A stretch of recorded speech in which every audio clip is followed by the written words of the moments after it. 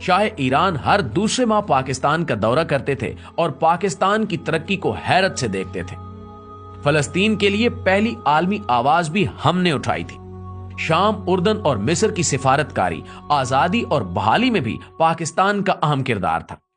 Saudi अरब में 1970 तक पाकिस्तान से ज़कात जाती थी और सऊदी शहरी खाना काबा में पाकिस्तानियों के रिज्क में इजाफे के लिए दुआएं किया करते थे।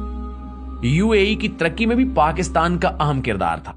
दुनिया की चौथी बेहतरीन एयरलाइन यानी एमिरेट्स का कोड EK है और इसका K कराची है।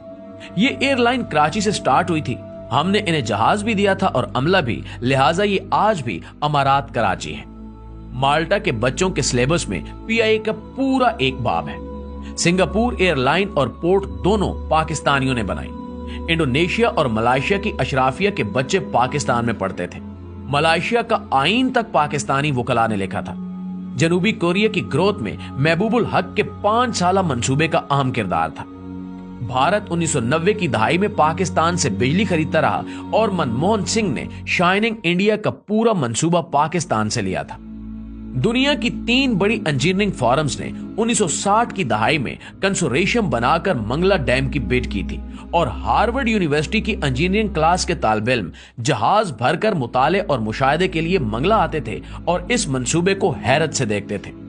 मुस्लिम दुनिया के 27 मुल्कों के फौजी अफसर पाकिस्तानी अकेडमियों में ट्रेंड हुए और बाद अज़ां अपने अपने मुल्कों में आर्मी चीफ बने। यूएई की फरमर आवाज जैद बिन सुल्तान अल निहान 1970 की दहाई तक पाकिस्तान के दौरे पर आते थे तो इनका इस्तकबाल कमिश्नर रावलपिंडी करता था। हमारे वजीर भी एयरपोर्ट नहीं जाते थे और सबसे बढ़कर 1961 में जब अयूब खान अमेरिका के दौरे पर गए तो पूरी अमेरिकी काबीना ने सदर जॉन F कैनेडी समेत एयरपोर्ट पर उनका इस्तकबाल किया और सदर अयूब खान एयरपोर्ट से व्हाइट हाउस खुली गाड़ी में गए और सड़क के दोनों साइडों पर अमेरिकी अवाम फूल लेकर खड़े थे और पाकिस्तान जिंदाबाद और वेलकम वेलकम के नारे लगा रहे थे। नाज़रीन ग्रामी, पाकिस्तान ने एक दौर ऐसा भी देखा है जब दुनिया हैरत से इसकी तरफ देखती थी और ये जर्मनी और जापान जैसे मुल्कों को कर्जे और इमदाद देता था। लेकिन फिर इस मुल्क पर एक ऐसा दौर आया जिसमें हम $1 अरब के लिए दुनिया के दरवाजे पर भिखारी बनकर बैठे हैं और दुनिया हमें गरूर और नफरत से देख रही है। एक वक्त था जब हम वीजे के बगैर पूरी दुनिया में सफर करते थे और एक वक्त अब है जब हमें अफगानिस्तान के वीजे के लिए भी कतारों में खड़ा होना पड़ता है। ऐसा क्यों हुआ? क्या कभी हमने सोचने की जहमत की है? हमें मानना पड़ेगा कि हमने बड़ी मेहनत और जदोजहद से इस मुल्क को तबाह बर्बाद करके रख दिया है। मगर सवाल फिर भी वही है कि क्या हमारे पास वापसी की कोई गुंजाइश है? तो जी हां, अभी भी वक्त हाथ से नहीं निकला। हम ताहाल एक कौम है और हमारा जोग्राफिया भी बहाल है।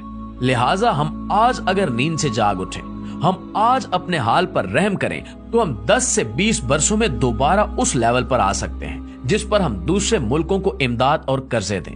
लेकिन इसके लिए हमें चंद बड़े फैसले करना होंगे। कोई भी सियासतदान 2 या हद 3 से ज्यादा मुद्दत तक वजीर आजम ना रह सके और मुल्क को बिजनेस फ्रेंडली बनाया जाए। कोई भी शहरी या गैर मुल्की मुल्क में कंपनी खोल सके और कारोबार कर सके और हुकूमत उसे 5 साल तक टैक्स की रियायत दे।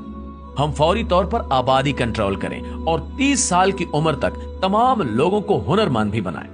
मुल्क में कोई शख्स बेहुनर और बेरोजगार ना हो। और आखिरी मशवरा, मुल्क के तमाम स्टेक होल्डर्स एक ही बार बैठकर अगले 20 साल का कौमी मंसूबा तैयार कर लें और फिर कोई शख्स उसे छेड़ने की जसारत ना करे और जो करे उसे करार वाकई सजा दी जाए।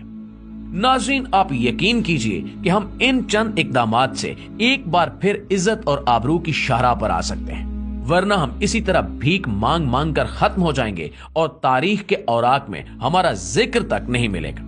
आखिर में दुआ है कि अल्लाह ताला इस कौम पर, अल्लाह ताला इस वतन पर अपना रहम व करम नाजिल फरमाए। आमीन सुमा आमीन।